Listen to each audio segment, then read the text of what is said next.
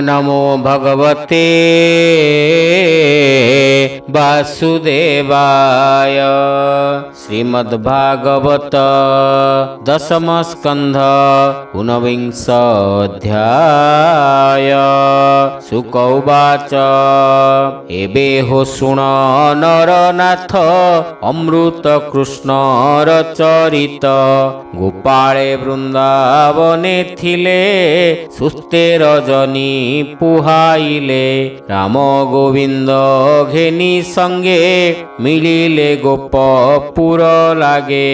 जेझा मंदिरे गोपे जाई कहंती वृद्धंकु बसाई। कृष्णर जेते कर्म मान शुणी सकळे तो समन। माया गोपाल रूप होई क्रीड़ा करंती बेनी भाई। हेमंते शुण परीक्षित स्वभावे सरिला बसंत। निदाघ काल आगमने घर्म न लागे वृंदावने। सर्वदा बसंत पवन सधीरे बहे दिनु दिन। बसंत नोहे ना दुर्लभ जेवने श्रीराम माधव।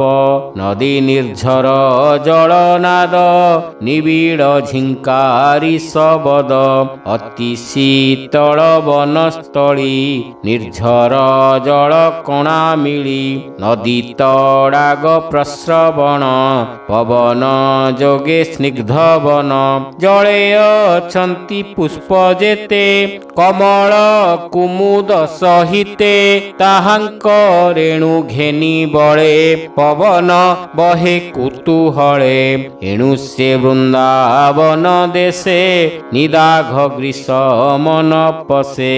घन गहन वन भूमि तेणु नुहंती जीवे श्रमी। अति गभीर नदी जले लहरी उठे वायु बले। पंकद्रवई बेनी तटे से जले ग्रीष्म त्रास कटे। तेणु ए वन भूमि देश न लागे आदित्यर त्रास। अरुण तेज न लागई जहि विजय भावग्राही। स्वभावे कुसुमित वन मृग मयूर पक्षी स्वन। कोकिल सार सनिकर भ्रमर ध्वनि मनोहर। हेमंते प्रभु वनमाली गोप बालक मध्ये केली। आनंदे गीत वेणुध्वनि गाई गोवत्सा संगे घेनी। मिलिले वृंदावने जाई रंगे नाचंती बेनी भाई। सदा बसंत वृंदावने नाना कुसुम फल माने। जहि गोविंद बनचारी विशेष संगे हलधारी। शीतल छाया वृक्ष तले भ्रमर पंक्ति फूल डाले। शोभित सरोवर फूल सुगंध शीतल अमूल। अरुण तेज न लागई बनर बन्ही बने थाई। कोमल तृण जुथे जुथे गोरुए चरंती निश्चिंते।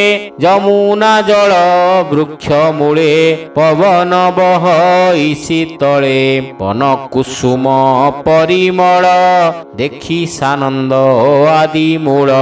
बालक क्रीड़ा सावधाने कृष्ण विजये वृंदावने। सेवने चराइले गाई गोपे नाचंती वेणुबाई। सिरे गुंजरा जामु डाली रत्नभूषण फूलमाली। प्रबाल वर हिस्तबक धातुभूषण रंगरेख।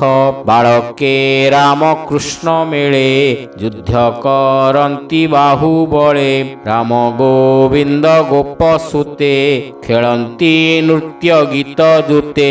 କୃଷ୍ଣର ନୃତ୍ୟ ଗୋପେ ଦେଖି ମିଳିଲେ ଗୋବତ୍ସାଉ ପେଖି। କେତାଳି ବାଇ ମନୋହରେ ଗମ୍ଭୀର ଗୀତ ନାଦ ସ୍ୱରେ। ସିଙ୍ଗା ମୁରଲି ନାଦ ପୁରୀ କେ ସାଧୁ ଧନ୍ୟ ଧନ୍ୟ କରି। ଦେବେ ଯେ ଥିଲେ ଶୂନ୍ୟ ପଥେ ମିଳିଲେ କୃଷ୍ଣର ଗ୍ରତେ। ହରି ହରି ବୋଲ। ମାୟା ବାଳକ ରୂପ ହୋଇ କୃଷ୍ଣର ଚଉପାଶେ ଥାଇ। ସ୍ତୁତି କରନ୍ତି କୃଷ୍ଣ ରାମେ ଭାଟେ ଯେ ସନେ ଗୁଣ ଗାନେ। ଏକ ଆରେକ ସାଧୁ ଭଣୀ ଶୁଣ ପାଣ୍ଡବ ଚୂଡ଼ାମଣି। ତାଣ୍ଡବ ରସେ ସୁଖେ ହରି ବୃନ୍ଦାବନରେ କ୍ରୀଡ଼ା କରି। କୃଷ୍ଣର ନୃତ୍ୟ ଦେଖି ପୋଏ ରାମଙ୍କୁ ବେଢ଼ିଲେ ଥୋକାଏ।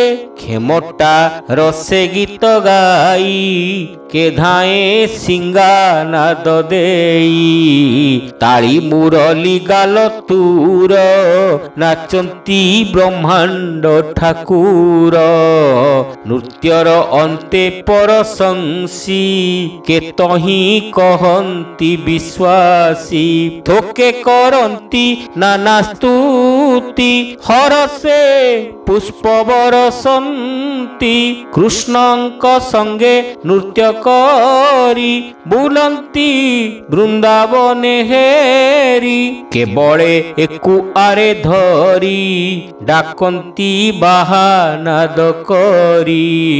କୃଷ୍ଣ ଉଠିଲେ ଉଚ୍ଚ ବୃକ୍ଷେ ଫଳ ତୋଳିଲେ ନାନା ଶାଖେ।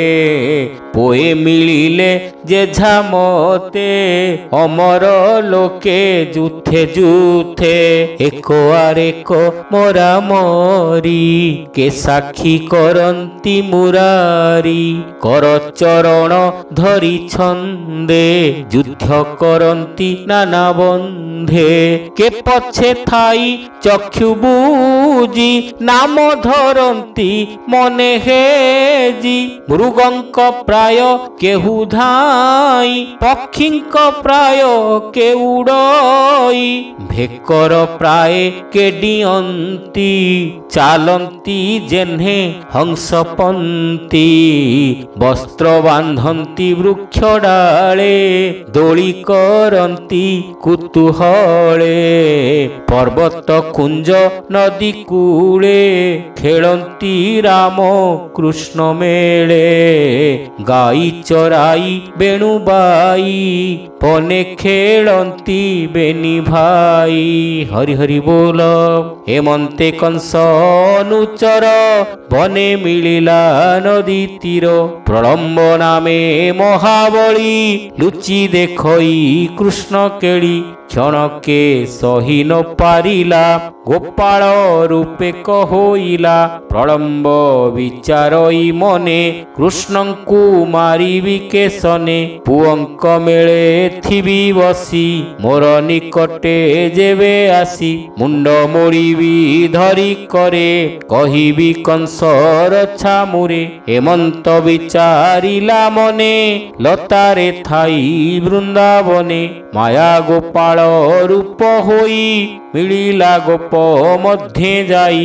ତାହା ଜାଣିଲେ ଭାବଗ୍ରାହୀ କହନ୍ତି ଗୋପାଳଙ୍କୁ ଚାହିଁ।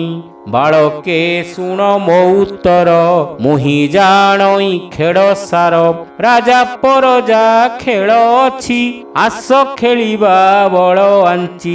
ଶୁଣି ସାନନ୍ଦ ମନେ ହସି ରୁଣ୍ଡ ହୋଇଲେ ପୋଏ ଆସି। ରାମ ଗୋବିନ୍ଦେ କରି ରାଜା ସକଳେ ହୋଇଲେ ପରଜା।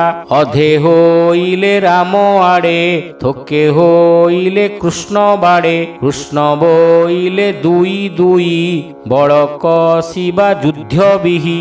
ଯୋଡ଼ି ଯୋଡ଼ି ଯୋଡ଼ିଏ ଏକ ସଙ୍ଗେ ଯୁଦ୍ଧ କରିବା ନାନା ରଙ୍ଗେ। ଖେଳ ପାଞ୍ଚିଲେ ଗୋପ ପୋଏ ମାୟା ଭିଆଣ ଦେବରାଏ। ଜଣ ଜଣ କେ ନାମ ଧରି ଯୁଦ୍ଧେ ପେଶିଲେ ନର ହରି। ଶ୍ରୀଦାମ ନାମ ଗୋପ ବାଳେ ଯୁଝିଲା ଗୋବିନ୍ଦର ତୁଲେ। ପ୍ରଳମ୍ବାସୁର ତୁଲେ ରାମ କୃଷ୍ଣ ତୁଲେ ସେ ଭଦ୍ରସେନ। ଏତେ ଭିଆଇ ଭାବଗ୍ରାହୀ ବୋଲନ୍ତି ଗୋପାଳଙ୍କୁ ଚାହିଁ। ଯୁଦ୍ଧ କରିବା ପିଢ଼ କରି ସଂଗ୍ରାମେ ଯେ ଯାହାକୁ ହାରି। ଭାଣ୍ଡିର ବଟ ତଳେ ନେଇ ଥୋଇବ କନ୍ଧରେ ବସାଇ। ହେଉ ବୋଇଲେ ଗୋପ ବାଳେ ଯୁଝନ୍ତି ଯେ ଯାହାର ବଳେ। ହାରିଲେ ବୃକ୍ଷ ମୂଳେ ନେଇ ଛାଡ଼ନ୍ତି କନ୍ଧରେ ବସାଇ। ଏମନ୍ତେ ପ୍ରଭୁ ଦଇତାରି ଶ୍ରୀଦାମ ତୁଲେ ଯୁଦ୍ଧ କରି। ତାହାକୁ ଯୁଦ୍ଧେ କୃଷ୍ଣ ହାରି ବଟେ ଛାଡ଼ିଲେ କନ୍ଧେ କରି।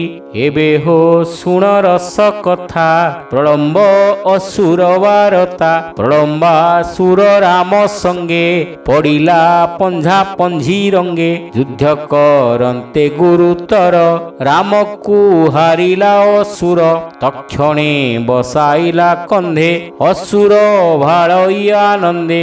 ଏହାକୁ ବଟ ଯାଏ ନେଇ ଘେନିଣ ପଳାଇବି ମୁହିଁ। ମୁଣ୍ଡ ମୋଡ଼ିବି ବନେ ପଶି ପୁଣି ମିଳିବ ଏଥେ ଆସି। କୃଷ୍ଣ ପଡ଼ିବ ଯେତେବେଳେ ଘେନି ଉଡ଼ିବି ଅନ୍ତରାଳେ।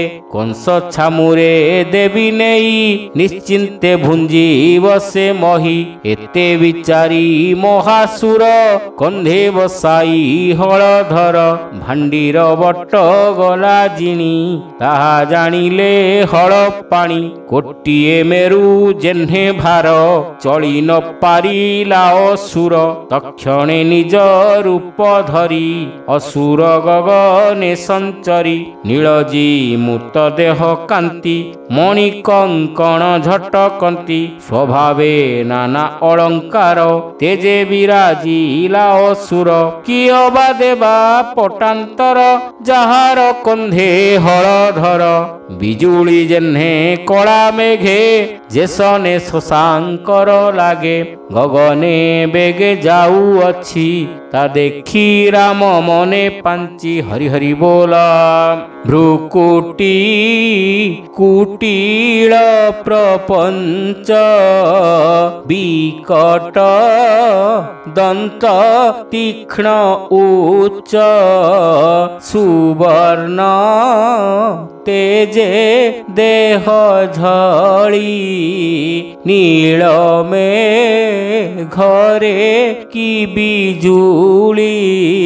ତକ୍ଷଣେ ପ୍ରଭୁ ହଳଧର ଜାଣିଲେ ନିଶ୍ଚୟ ଅସୁର।